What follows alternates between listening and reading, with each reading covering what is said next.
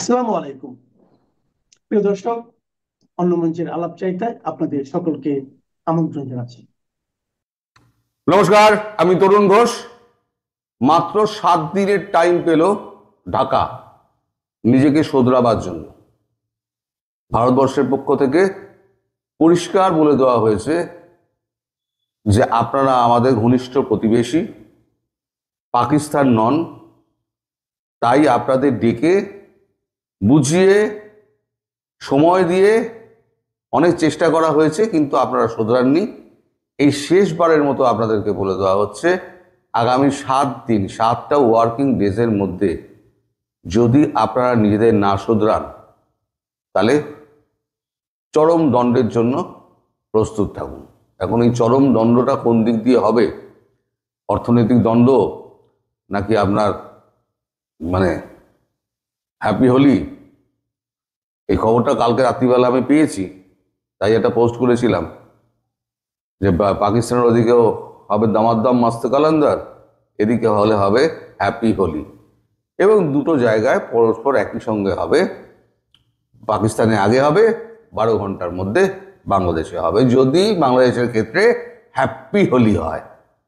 আর যদি অর্থনীতি নিষেধাজ্ঞা যদি দেয়, তাহলে পরে একদম সমস্ত কিছু বন্ধ হয়ে যাবে। না খেয়ে থাকুন, কতদিন জিয়াদ থাকে দেখি, কতদিন ভারত বিরোধী থাকে দেখি। এই খবরে আমি আবার আসছি। তার আগে খলিলুরের ব্যাপারটা একটুখানি বলে দিই। আমি বলেছিলাম খলিলুর কালকে ফেরেননি, খলিলুর থেকে যাবেন ডিনার করে।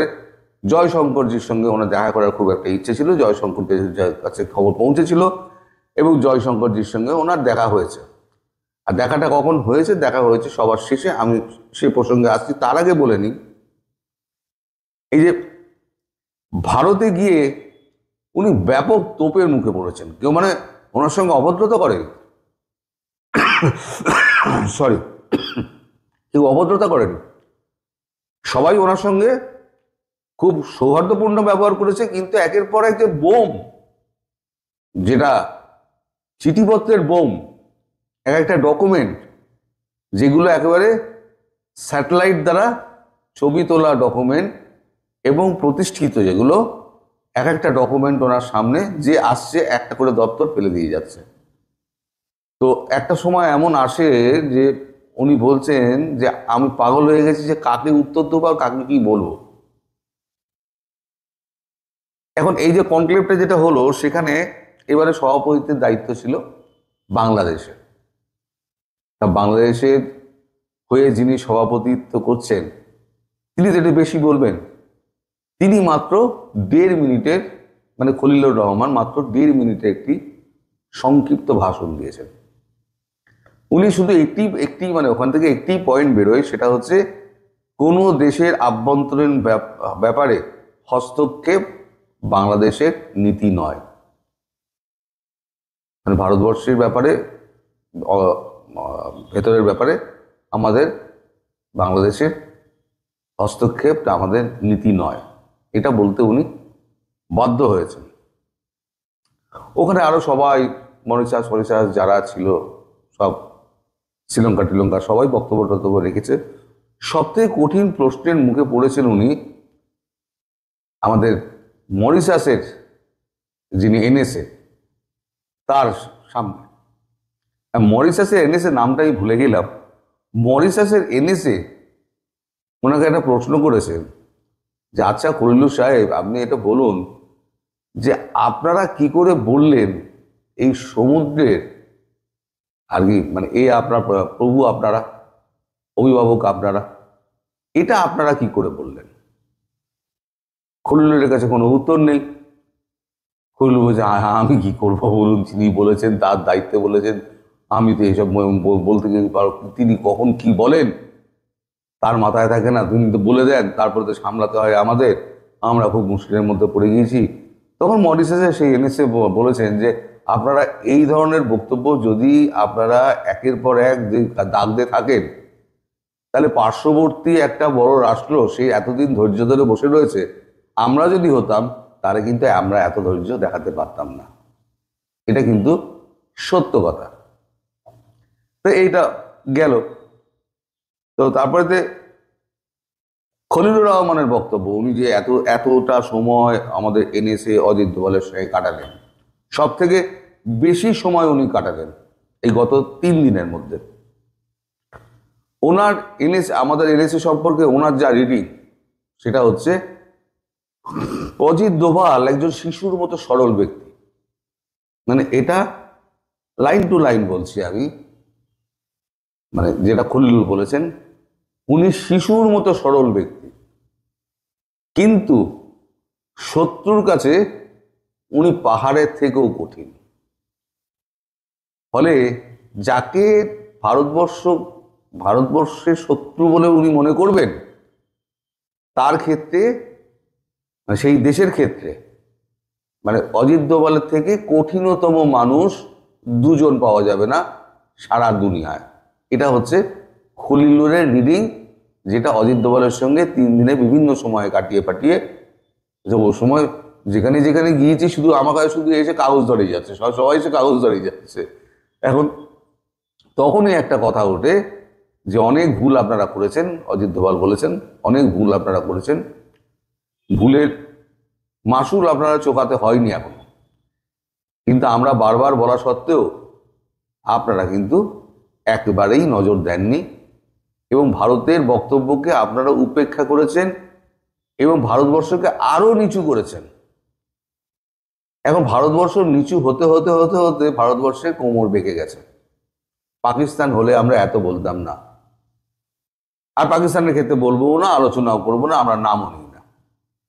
কিন্তু আপনারা আমাদের প্রতিবেশী রাষ্ট্র, আপনাদের স্বাধীনতার যুদ্ধে আমাদের একটা ছিল, যোগদান ছিল, সেখানে আমাদের অনেক সেনা শহীদ হয়েছেন, আপনাদের 30 লক্ষ মা বোনেরা নির্যাতিত, নিপীড়িত এবং খুন হত্যার শিকার হয়েছেন।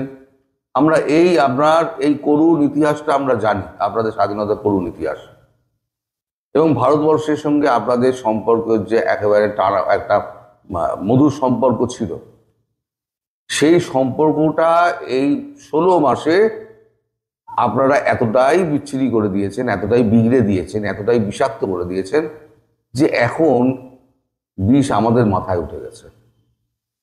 আমরা তাই বাংলাদেশ বলে আমরা এখনো পর্যন্ত কোনো অ্যাকশন নিইনি, কিন্তু আগামী 7 দিনের মধ্যে, 7 ওয়ার্কিং ডেজের মধ্যে যদি নিজেদের ভুলগুলো আপনারা না শোধরান, তাহলে আপনাদের কিন্তু চরম মূল্য দিতে হবে বা চরম দণ্ড আপনাদের জন্য অপেক্ষা করছে। এবার চরম দণ্ডটা কি উনি কিন্তু ভেঙে বলেননি। অর্থনৈতিক দণ্ড হয়তো দেবে না, ওই মারই হবে, হ্যাপি হোলি হবে, যেটা আমি বলেছি। এবার হ্যাপি হোলির জন্য প্রস্তুত থাকুন। এবার উনি বলছেন যে আমি তো বসে আছি, সবাই আসছে, একজন করে আসছে আর একটা করে ফাইল আমার হাতে গুঁজে দিয়ে যাচ্ছে। ওখানে বন্দর কর্তৃপক্ষের একজন ডিরেক্টর ছিলেন, তিনি এসে আমার হাতে একটা ফাইল গুঁজে দিয়ে গেলেন যে চট্টগ্রাম বন্দরে এই এই এই এই দিন আপনার পাকিস্তানি জাহাজ এসেছিল, তাতে চিটাগুড় ছিল দাবি করা হচ্ছে, কিন্তু চিটাগুড় ছিল না, সেখানে ছিল অস্ত্র। চিটাগুড়ের বস্তায় 3 অস্ত্র এসছে আপনাদের ওখান থেকে। তো তার সমস্ত ইমেজ, থার্মাল ইমেজ, একবারে ছবির মতো ঝকঝক করছে, থার্মাল ইমেজ সেখানে একবারে কাগজে দিয়ে দেওয়া হয়েছে, এবং তার ডিটেলস কবে কবে এসছে, কতক্ষণ ছিল, সেই জাহাজের ক্যাপ্টেনকে, সেই জাহাজের খালাসি কারা ছিল, মানে আপনাদের এনওসি কে আপনাদের দিয়েছিল, সমস্ত কিছু তার মধ্যে ডিটেলসে লেখা রয়েছে। মোট 26 পাতার। ভারতবর্ষ একটা ঠিক করেছিল একটা ডসিয়েট দেবে, মনে করেছিল একটা ডসিয়েট দিয়ে দেবো আমরা, যা হয়েছে তা একটা মৌখিকভাবে হয়েছে, আমরা একটা লিখিতভাবে ডসিয়েট দেবো। পরে পিছিয়ে আসে এই কারণে যে মোহাম্মদ ইউনূসকে ভরসা নেই। কারণ খলিলুর একটা কথা বলেছেন, উনি তো এসে যা খুশি তাই করছেন, কোনদিন উনি তো পালিয়ে যাবেন, বাংলাদেশটা কি হবে? ওনার তো কোনো দায়বদ্ধতা নেই, উনি তো এসছেন একটা অন্তর্বর্তী সরকার হিসেবে, একটা অবৈধভাবে এসছেন, সেটা খলিলুর বলছেন, অবৈধভাবে এসছেন। আমরা যে আছি এটা কিন্তু অবৈধ নিয়োগ আমরা। তো যাই হোক, আপনারা তবু আমাদের সম্মান দেখাচ্ছেন, তার জন্য আমি কৃতজ্ঞ। কিন্তু উনি তো বলে চলে যাবেন, বাংলাদেশের মানুষ তো মরবে। এইটুকু বোঝার মতো ক্ষমতা বাংলাদেশের মানুষেরও নেই, ওনারও নেই। আমার পক্ষ থেকে যতটা সম্ভব বোঝানো আমি বোঝাবো, কিন্তু তার ফল কি হবে তা আমার হাতে নেই। তখন অজিত দোভাল বলেছেন যে ফলের আশা আপনি করবেন না, আপনি আপনার কাজ করে যান, যে যার মতো ফল ভোগ করবে, আপনি চেষ্টা করে যান। এবার যখন ডিনার ফিনার যখন হচ্ছে রাত্রিবেলা 8:30টার সময়, 8টার সময়, সেই ডিনারের একেবারে শেষ পর্যায়ে এসে পৌঁছান ডক্টর জয়শঙ্কর, হাঁপাতে হাঁপাতে। এবং শেষ পর্যায়ে এসেই প্রথম খলিলুরের দিকে এগিয়ে যান। খলিল তখন খাচ্ছিলেন, খাওয়া দাওয়া ছেড়ে চুপ করে বসে আছেন উনি। তখন পিঠে হাত দিয়ে বললেন, স্যার কেমন আছেন, হাউ আর ইউ? খলিলুর বলছেন যে আমি তো জিব্বে আমি তো স্যার বলি, আমাকে স্যার বলছেন, আমাকে স্যার বলবেন না, আমি তো আপনাকে স্যার বলি। না না, আপনি যে পজিশনে রয়েছেন সেই পজিশনে আপনাকে স্যার বলা উচিত। আর আমরা ভারতবর্ষ, আমরা মানুষকে সম্মান দিতে জানি। এখন সম্মান যদি কেউ না রাখতে পারে তার দায় তো আমাদের নেই। তাহলে এখন আপনাকে যেহেতু আমরা সম্মান দিচ্ছি, তাই আপনাকে আমি স্যার বলেই সম্বোধন করব। আপনি আমায় স্যার বলে সম্বোধন করতেই পারেন, তাই সেক্ষেত্রে আমি তো আপনাকে আপত্তি করব না। তখন খলিলুরের মানে এটা হয়েছে যে এত ভালো দেশ, এত ভালো আমাদের সঙ্গে তাদের সম্পর্ক, এই সম্পর্কটাকে অযথা আমরা বিষলাম কেন? তার আত্মপ্রণোদি হচ্ছে। তখন তিনি যে প্রকাশ করছেন যার কাছে, তাকে বলেছেন যে এই যে আত্মোপলব্ধি আমার মধ্যে যে হচ্ছে না, এটা আমার কাছে একটা খুব দুর্বোধ্য লাগছে। আমি নিজে বুঝতে পারছি না কেন আমরা এটা করলাম। এই ভারত বিরোধিতা করে কি আমরা টিকতে পারবো? ভারতের সঙ্গে যুদ্ধ করে আমরা টিকতে পারবো? এই ভারতকে আমরা যত কঠিন ভারত ভাবি, ভারত তো অত কঠিন নয়। এরা শত্রুকেও বড় সিংহাসন দেয়, অথচ সেই ভারতবর্ষের সঙ্গে আমরা যেচে 5 পায়ে জাল করে আমরা একটা গন্ডগোল লাগিয়ে দিয়েছি। এখন মোদ্দা কথা যেটা হলো সেটা 7 ওয়ার্কিং ডেজ। 7 ওয়ার্কিং ডেজের মধ্যে যদি বাংলাদেশ তার যা কাজকর্ম করেছেন এখনো মোহাম্মদ ইউনূস, সেগুলো যদি গোটাতে পারেন তাহলে গোটাবেন, আদারওয়াইজ চূড়ান্ত আঘাতের জন্য প্রস্তুত থাকুন। তবে একটা কথা, যেখানে সব ছড়িয়ে ছিটিয়ে রয়েছে, যা উনি 16 মাসে করেছেন 7 দিনে, সেগুলো ঠিকঠাক করা ওনার 14 পুরুষের সাধ্য নেই।